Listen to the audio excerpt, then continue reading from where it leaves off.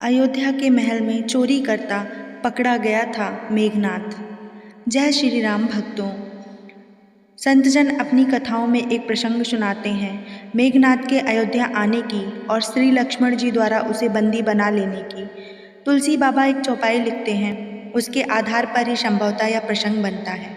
आज आपके सामने वही प्रसंग रखने का प्रयास करते हैं जब लंका युद्ध में मेघनाथ ने लक्ष्मण जी को शक्ति मार दी और लक्ष्मण जी अचेत पड़ गए तो भगवान श्री राम भाई का कष्ट देकर विलाप करने लगे। विलाप करते हुए वह अपने बचपन की एक घटना स्मरण करते हैं जब लक्ष्मण जी ने मेघनाथ को बंदी बना लिया था। भगवान श्री राम भावुक होकर विलाप करते हुए कहते हैं कि अगर उस दिन पिता के वचन न माना होता तो आज यह दशा न आती। प्रभु की वेदना का वर्णन करते हुए तुलसीदास जी ने एक चौपाई लिखी है, जो जनत्यों वन बंधु बिछोहू, पिता वचन मनत्यों नहीं ओहू। पिता के वचन की लाज रखने के लिए वनवास में चले आए भगवान श्री राम पिताजी के किस वचन के मानने पर दुख प्रकट कर रहे हैं, इसकी एक कथा है, उसका आप आनंद लीजिए। एक बार रावण को समुद्र किनारे शिव आराधना के समय एक कमल पुष्पी की पंखुड़ी कहीं से बहकर आती दिखाई दी। पंखुड़ी अद्वितीय सुंदर थी। रावण ने ऐसा सुंदर कमलदल नहीं देखा था। उसे देखकर विचार करने लगा कि पंखुड़ी जिस कमल पुष्प का हिस्सा है वह पुष्प कितना सुंदर होगा। काश पूरा कमल पुष्प पा जाऊं तो अपने आराध्य भगवान भोलेनाथ को अर्पित करके उन्हें प्रसन्न करता।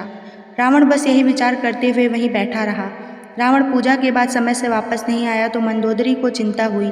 पुत्र मेघनाथ को पिता की खोज खबर हेतु भेजा। मेघनाथ ने देखा कि पिताजी एक टक जल में लहराती एक पंखुड़ी निहार रहे हैं। उनका मन अविचल स्थिति में शांत तो है किंतु कुछ चिंतित भी है। उसने पिता से इस स्थिति का कारण पूछा तो सारी स्थिति व रावण की अभिलाषा का पता चला।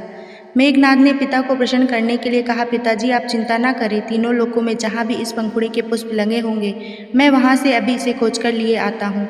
आप भोलेनाथ को इसे अवश्य अर्पित करेंगे।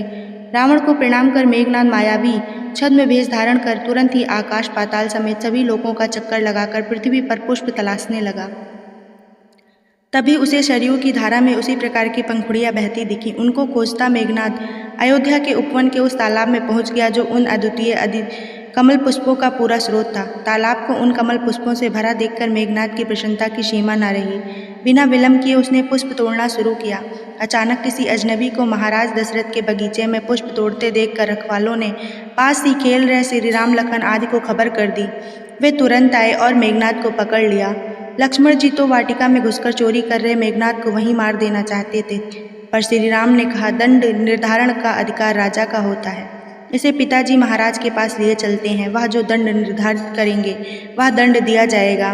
मेघनाथ को बांधकर वे महाराज दशरथ के पास ले गए।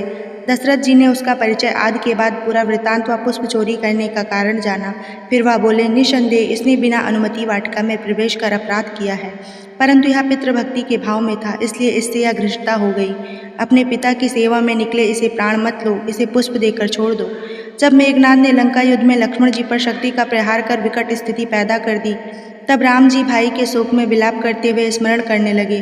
दुखी हृदय से पिताजी की आज्ञा का स्मरण करते हुए श्री राम ने कहा कि यदि मैं जानता कि यह मेघनाथ मेरे भाई लखन के प्राणों के संकट का कारण बनेगा तो मैं उस समय पिताजी के वचन न मानता और लक्ष्मण को इसके प्राण लेने न देता। अगर ऐसी कहानियाँ जाननी हैं या सुननी हैं तो हमारे चैनल को लाइक, शेयर, कमेंट और सब्सक्राइब करना ना भूलें। धन्यवाद।